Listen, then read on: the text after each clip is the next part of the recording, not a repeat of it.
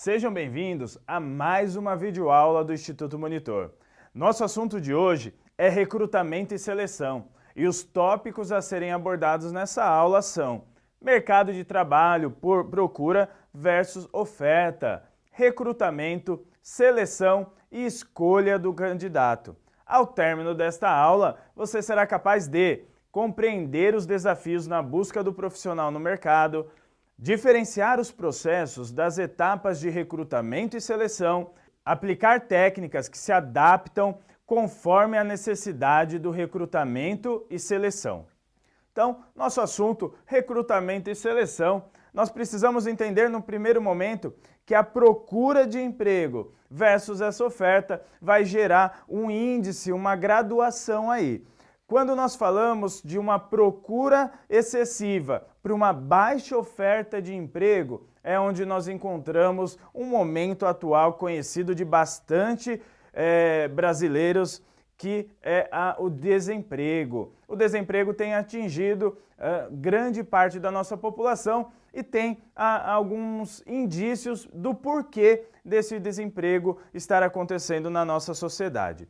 É importante nós lembrarmos que quando a população brasileira deixa de se capacitar, deixa de investir na sua formação, ela está correndo um sério risco de ficar às margens do mercado de trabalho. Então, o investimento em capacitação profissional é um dos primeiros pontos a serem melhorados para que nós possamos diminuir esses índices de desemprego. Afinal, a organização ela vai escolher o candidato que estiver melhor capacitado, não somente na questão comportamental, que também é bastante importante, a maneira como ele trabalha, a maneira como ele lida com os profissionais ao seu redor, mas é importante nós sabermos que o conhecimento das técnicas é importante para que a empresa se interesse pelo perfil deste candidato. Nós temos um pensador, Carl Jung, ele fala assim, olha, conheça todas as teorias, domine todas as técnicas, mas ao tocar em uma alma humana, seja apenas outra alma humana. Então, é necessário conhecer, é necessário dominar, mas nós precisamos lembrar que se estamos trabalhando numa organização,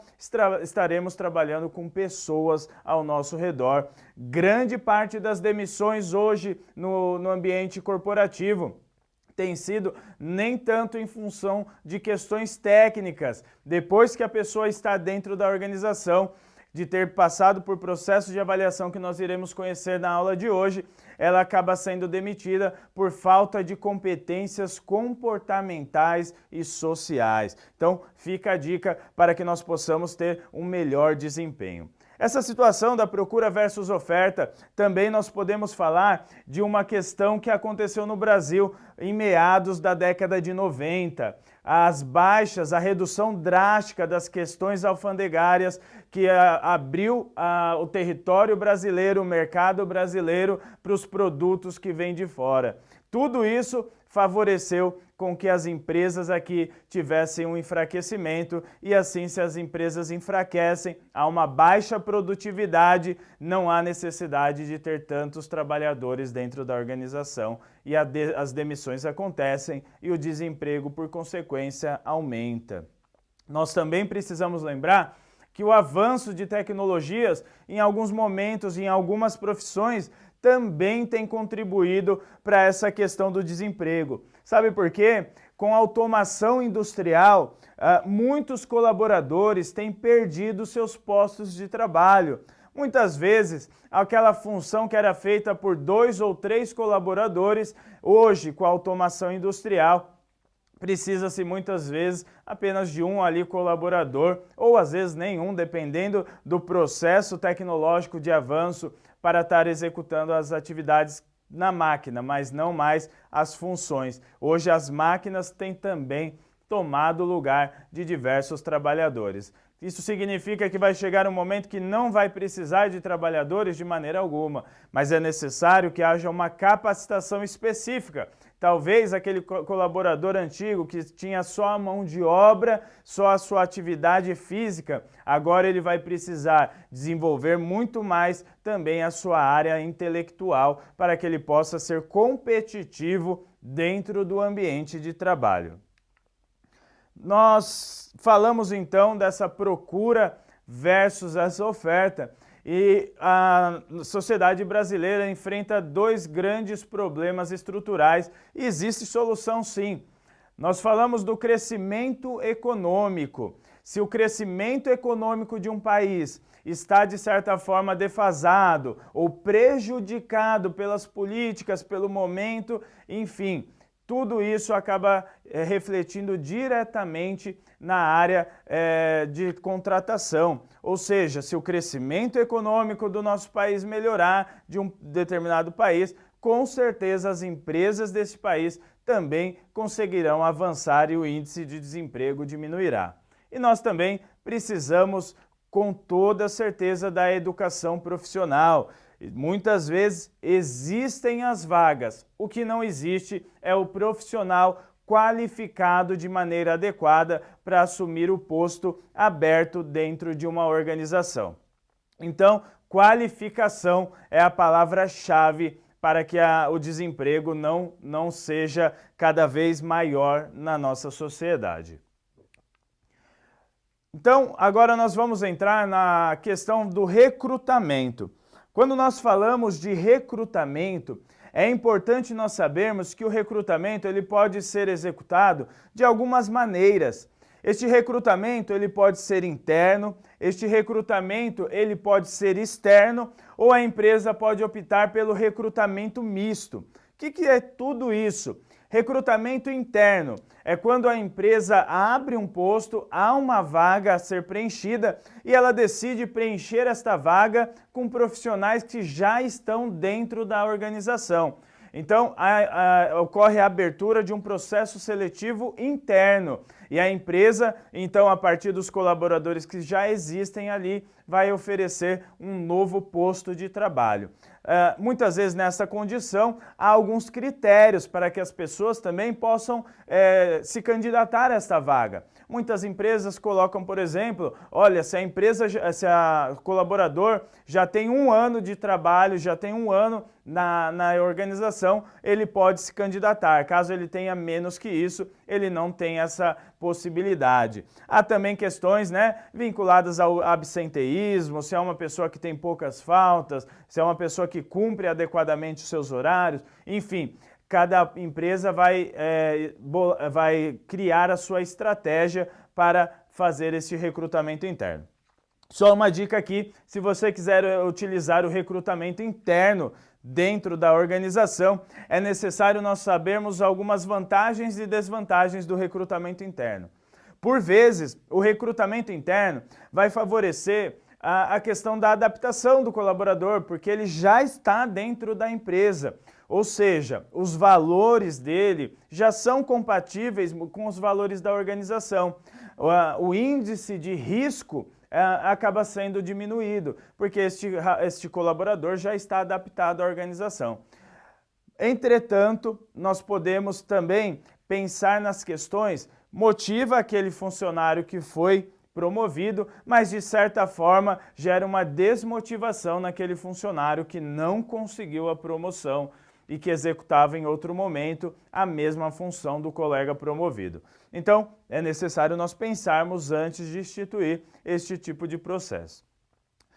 Quando nós falamos do processo de recrutamento externo, o recrutamento externo, nós precisamos entender que é um recrutamento muito válido dentro da organização, mas envolve um custo um pouco maior, porque nós vamos precisar fazer uma divulgação externa. Divulgação externa esta que muitas vezes vai envolver custos desde mídias sociais, desde a divulgação num jornal, enfim, vai envolver um custo maior do que o recrutamento interno.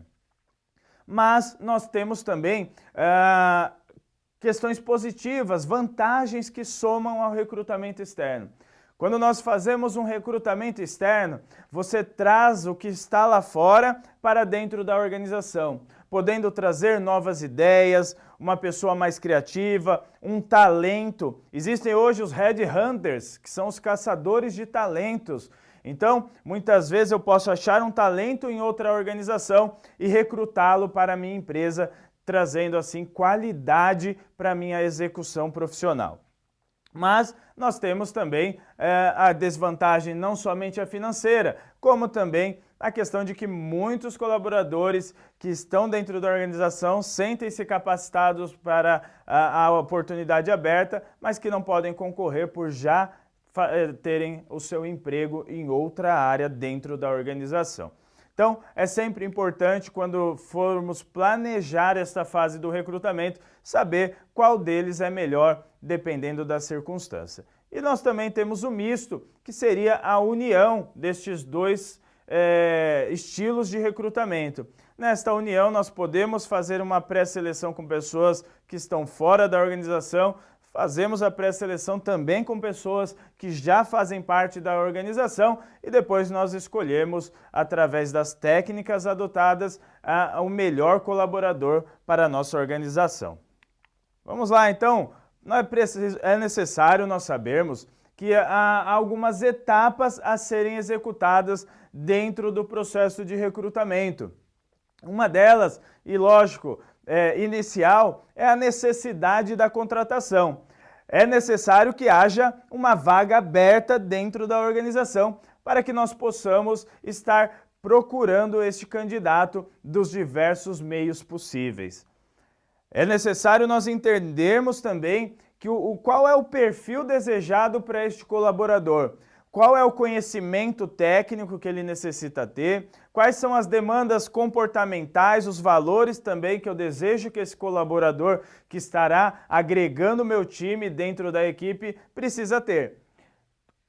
Depois de saber, então, identificar a necessidade da vaga, o perfil desejado, eu comunico ao mercado de trabalho. E aí, se for o recrutamento interno, eu vou comunicar de forma interna, seja com banners, exposição, intranet dentro da organização. Quando é fora da organização, hoje nós utilizamos muito as mídias sociais para fazer essas divulgações, mas também tem agências de emprego, jornais, revistas especializadas para que possa ser feito esta comunicação ao mercado de trabalho. Depois desse momento, nós temos também o recebimento de currículos. Recebimento de currículos, onde é um primeiro contato desse colaborador com a organização.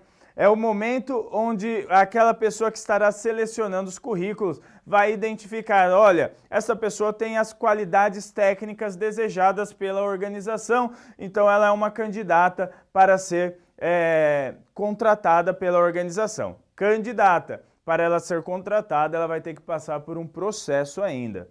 Nós entendemos que há uma triagem desses currículos, ok? Verificando qual a possibilidade, qual o perfil, qual a semelhança que existe entre o currículo ofertado pelo trabalhador e a vaga ofertada pela empresa. Se há uma semelhança, nós podemos então selecioná-lo para o próximo processo. Aqueles que são compatíveis, então, estarão selecionados. Quando ocorre esse processo de seleção, com toda certeza vai ser selecionado aquele perfil que tem melhor compatibilidade com a empresa. Quando os procedimentos começam a acontecer, as avaliações acontecem e há critérios de inclusão e critérios de exclusão. Critérios de inclusão é tudo aquilo que o colaborador oferece que condiz com as necessidades e desejos da organização. Critérios de exclusão, quando, olha, realmente não tem como esse trabalhador estar oferecendo seus serviços para a empresa por falta de competência técnica, de conhecimento, enfim. Cada empresa vai ter o seu critério. Processo de seleção é feito como? Provas de conhecimento específico, então a pessoa colocou lá no currículo dela que tem o inglês fluente, mas eu vou precisar fazer realmente o teste de conhecimento específico para ver se ela realmente tem esta qualidade.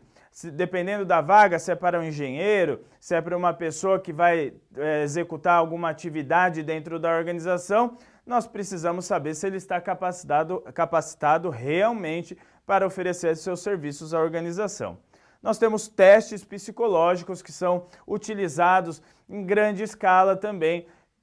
Esses testes são utilizados para nós termos uma base de como é a personalidade, como é o comportamento desse indivíduo dentro da organização, como vai ser esse processo dos vínculos que ele vai formar com os outros colaboradores, se vai ser uma pessoa que virá para somar ou uma pessoa que vem para causar alguns conflitos.